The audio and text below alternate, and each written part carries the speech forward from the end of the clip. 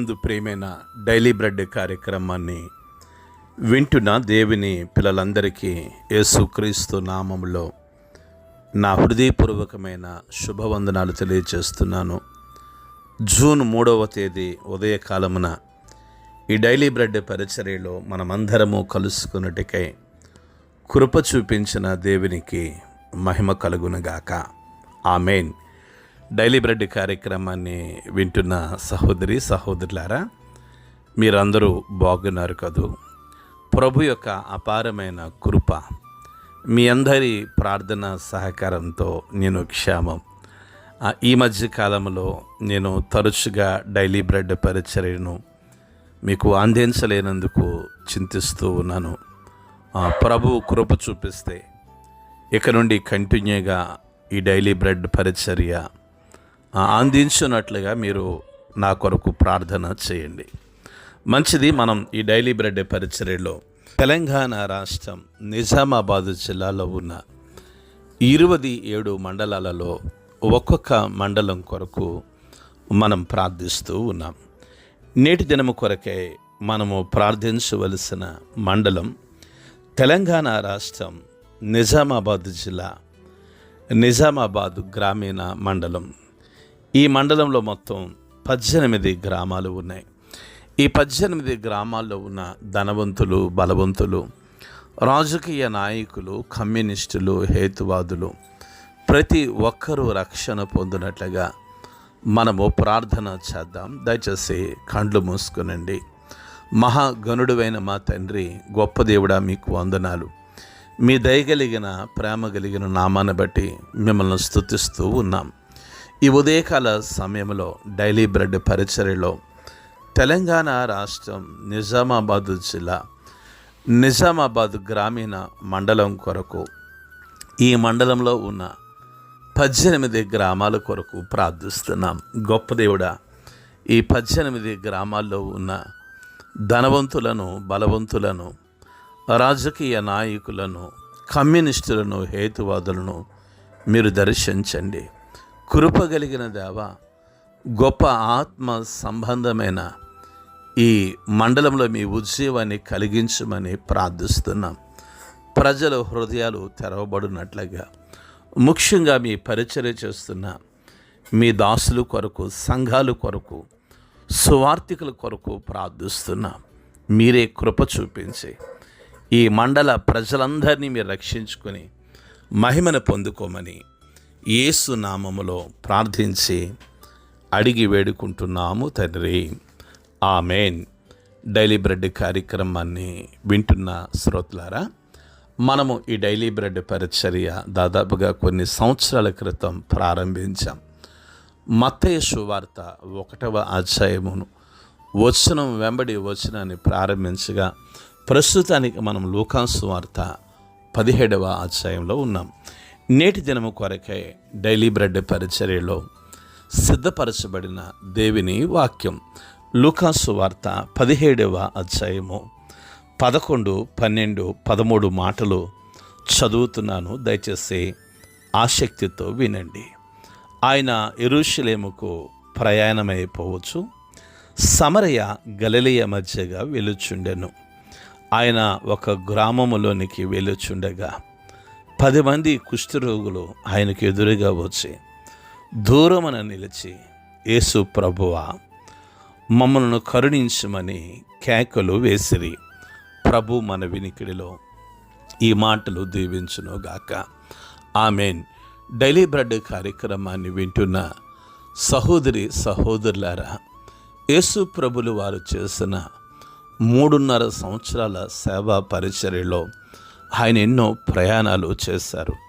ఆయన పరిచర్య చేసిన సమయం తక్కువ, చేసిన పరిచర్య ఎక్కువగా ఉంది. ఆయన కొండలలోనికి వెళ్ళారు, ఆయన అరణ్యంలోనికి వెళ్ళారు, ఆయన అనేక ప్రాంతాలు సంచరిస్తూ తన తండ్రి చిత్తాన్ని నెరవేర్చుకుంటూ వచ్చారు. మనము వాక్యాన్ని గమనించినట్లుగా అయితే ఆయన యెరూషలేమునకు ప్రయాణమైపోవచ్చు, సమరయ గలిలయ మధ్యగా వెళ్ళుచున్నాడని, ఆయన ఒక గ్రామములోనికి వెలుచుండగా 10 మంది కుష్ఠరోగులు ఆయనకు ఎదురుగా వచ్చి దూరముగా నిలిచి, యేసు ప్రభువా మమ్మల్ని కరుణించమని వారు కేకలు వేశారని వాక్యం సెలవిస్తుంది. మొదటిగా మనం ఆలోచించవలసింది కుష్ఠరోగము గురండి. ఈరోజు చాలామంది శారీరక కుష్ఠరోగుల కంటే ఆత్మీయ కుష్ఠరోగులు సంఘంలో ఎక్కువైపోతూ ఉన్నారు. ఈ కుష్ఠరోగం ఎవరికైతే ఉంటుందో వారి శరీరమునకు ఏముండదంటే స్పర్శ ఉండదు, అంటే స్పందన ఉండదు. ఈరోజు సంఘాల్లో కూడా చాలామంది కంటికి కుష్ఠు వచ్చిన వారు, చేతులకు కుష్ఠు వచ్చిన వారు, పాదములకు కుష్ఠు వచ్చిన వారు, ఆలోచనలకు కుష్ఠు వచ్చిన వారు చాలామంది ఉన్నారు. ప్రజలు నశించిపోతున్నారు, కానీ వారికి స్పందన లేదు. సంగమ విషయంలో భారం లేదు. సేవకుని విషయంలో ప్రసవ వేదన లేని విశ్వాసులు ఏ కుష్ఠరోగంతో ఉన్నారంటే ఆత్మీయ కుష్ఠరోగంతో ఉన్నారు. డైలీ బ్రెడ్ కార్యక్రమాన్ని వింటున్న సహోదరి సహోదరులారా, మీరు ఎలా ఉన్నారు? మీలో ఏదైనా కుష్ఠు ఉంటే యేసు ప్రభుకి ఎదురుగా రండి. వచ్చి ఆయనను కనికరించి, దేవా నా చేతులు నీ కొరకు పని చేయటం లేదు, నా కాలు నీ కోసం పని చేయటం లేదు, నా కళ్ళు నీ కోసం పని చేయటం లేదు, నా చెవులు నీ కోసం పని చేయటం లేదు, నా హృదయం నీ కోసం పని చేయటం లేదు, ఈ కుష్ఠు నుండి విడిపించమని ప్రభుని వేడుకోవాలని ఒక అభిషేకము కలిగిన దైవజనుడిగా నేను మనవి చేస్తూ ఉన్నాను. ఈ ఉదయకాల సమయంలో మనము రెండవ అంశముగా వాక్యంలోది గమనించినట్లయితే వారు యేసు ప్రభులు వారిని కనికరించమని కేకలు వేశారు. కేకలు దేనికి సాదృశ్యం అంటే ప్రార్థనకు సాదృశ్యం.